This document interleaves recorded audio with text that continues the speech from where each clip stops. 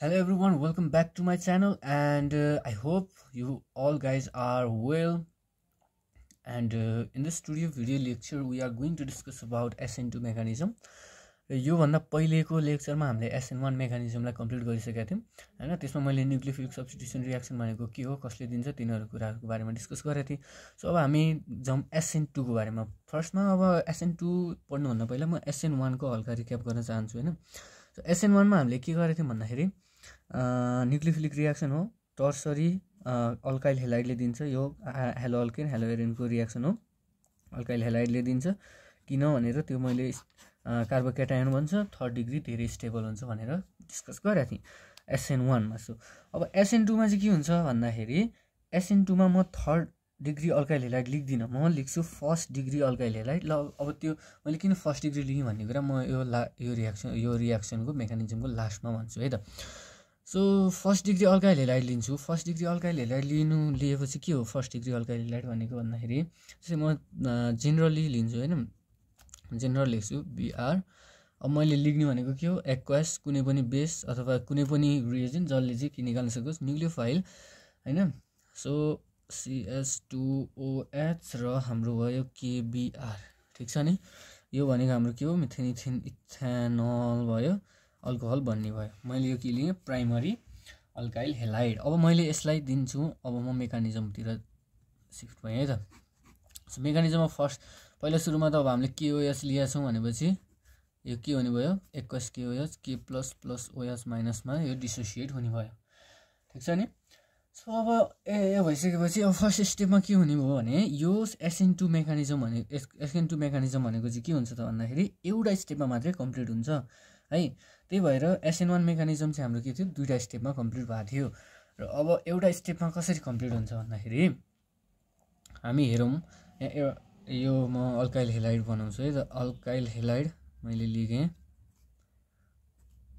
CH3Br, यसैलाई मैले लेखे हो हैन, ट्राइगोनल प्लानर स्ट्रक्चरमा। यसको नाम के हो भन्दाखेरि इथाइल ब्रोमाइड। अब यहाँ के हुन्छ भने एउटै हो, एउटै मेकानिजम हो भनिसक्यो। अब यो जुन OH माइनस छ, यो OH माइनस अब यसले चाहिँ के गर्छ भने पछाडीको प्लेनबाट यसलाई के गर्छ, एट्याक गर्छ यो कार्बनलाई है त।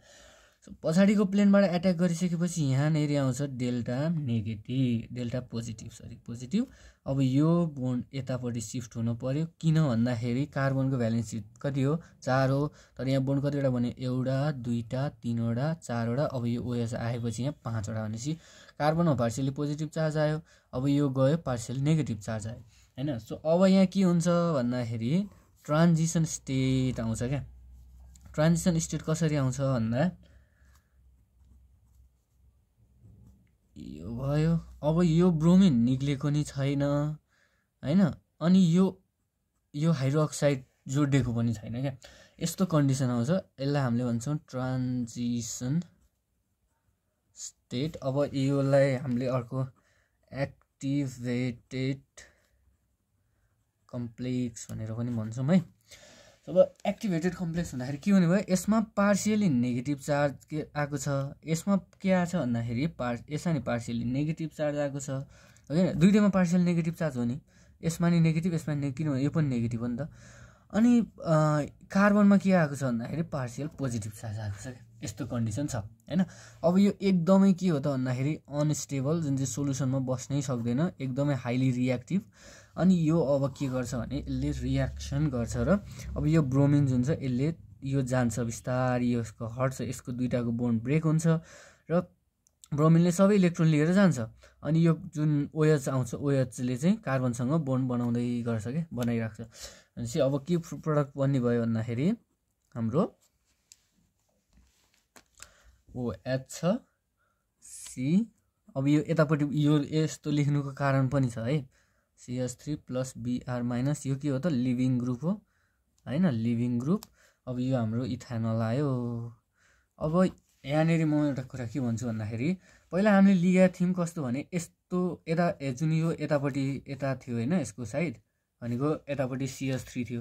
तर हाम्रो यसमा के आयो भन्दाखेरि यता राइटपट्टि CH3 वाला पार्ट आयो, यतापट्टि लेफ्टपट्टि CH3 पार्ट आयो। भन्नुको मतलब के हो भने यसले पछाडिबाट एट्याक गरेपछि के हुन्छ भने यो चाहिँ हाम्रो माइनस हो के। अब हामीले अप्टिकल एक्टिभिटी हेर्छौँ भने यो माइनस भनेको यो चाहिँ लेभो रोटेटरी हो है, भनेको एन्टी क्लकवाइज रोटेट गर्छ यसले चाहिँ, एन्टी क्लकवाइज रोटेसन भनेर बुझौँ। यो स्टेरियोकेमिस्ट्रीमा अझै डिटेलमा पढ्नुपर्छ।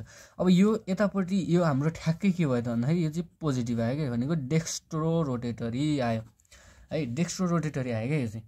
यसले चाहिँ के गर्छ त भन्दाखेरि यो चाहिँ क्लकवाइज रोटेसन गर्छ यसले हैन। भनेपछि ठ्याक्कै यो इन्भर्ट भयो नि त, यो र यो इन्भर्ट भयो। मैले SN1 मा पनि इन्भर्सनको कुरा गरेको थिएँ। अब यहाँ अरू कुनै छैन, मिक्सर सिक्सर बन्ने छैन भनेपछि यसको स्टेरियोकेमिस्ट्री अझै हामीले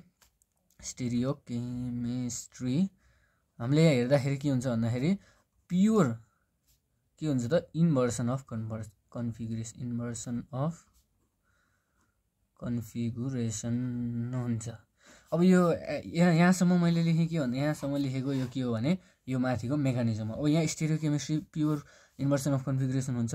कसरी हुन्छ भन्ने कुरा हामीले केबाट चाहिँ के भन्छ आइडेन्टिफाई गर्ने भने मैले SN1 रियाक्सनमा नि भनेको थिएँ कि हामीले यो लेख्छौँ यो कम्पाउन्डलाई, यसको नाम के हो भन्दाखेरि CS3Br।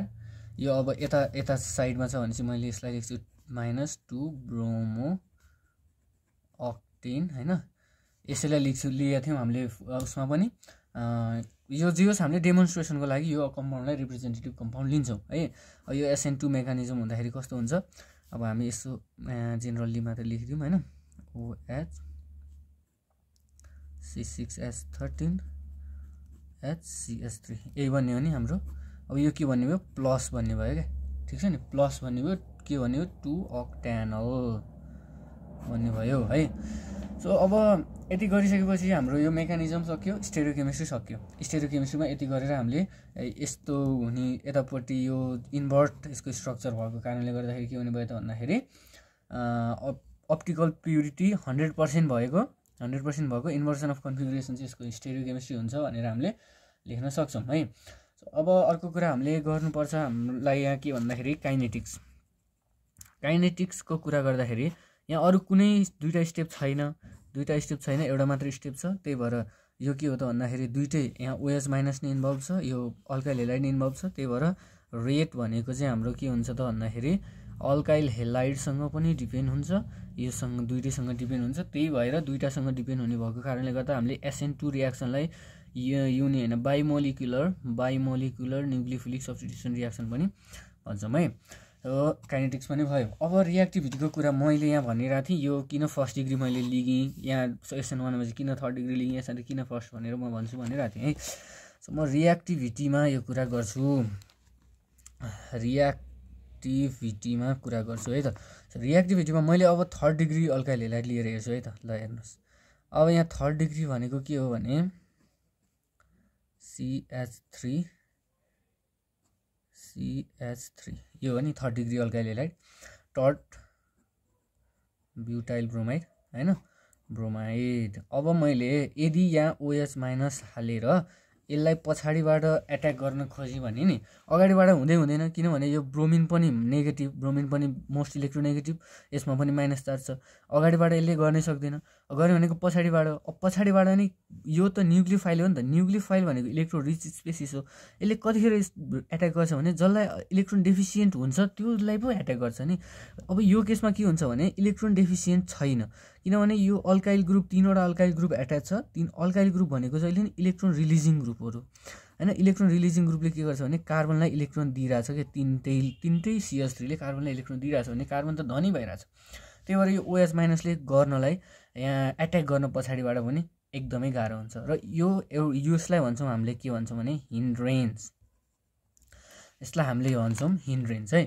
सो यो हिन्ड्रेन्सलाई हामीले अर्को नामबाट के भन्छौँ स्टेरिक हिन्ड्रेन्स, यस्तो खालको हिन्ड्रेन्सलाई। ड्यु टु स्टेरिक हिन्ड्रेन्स यसको रियाक्टिभिटी घट्छ। यसको रियाक्टिभिटी घट्छ भनेको मतलब OH ले C सँग बोन्ड चाहिँ बनाउन सक्दैन, लगभग इम्पोसिबल नै हुन्छ थर्ड डिग्रीमा त हैन यहाँ बनाउन सक्दैन बनाए पनि एकदमै स्लो हुन्छ क्याटालिस्ट राखे पनि स्लो हुन्छ क्या धेरै नै स्लो हुन्छ त्यही भएर यो रियाक्सन हाम्रो के भयो त भन्दाखेरि 3rd डिग्रीसँग चाहिँ एकदमै स्लो हुने भएर रियाक्टिभिटी 3rd डिग्रीको घट्यो अब यसको बेसिसमा हेर्नु पर्दाखेरि हाम्रो रियाक्टिभिटी भनेको के को धेरै हुने भयो 1 डिग्रीको धेरै हुने भयो त्यसपछि 2 डिग्री त्यसपछि 3 डिग्री अनि एलाइल त्यसपछि हाम्रो आउँछ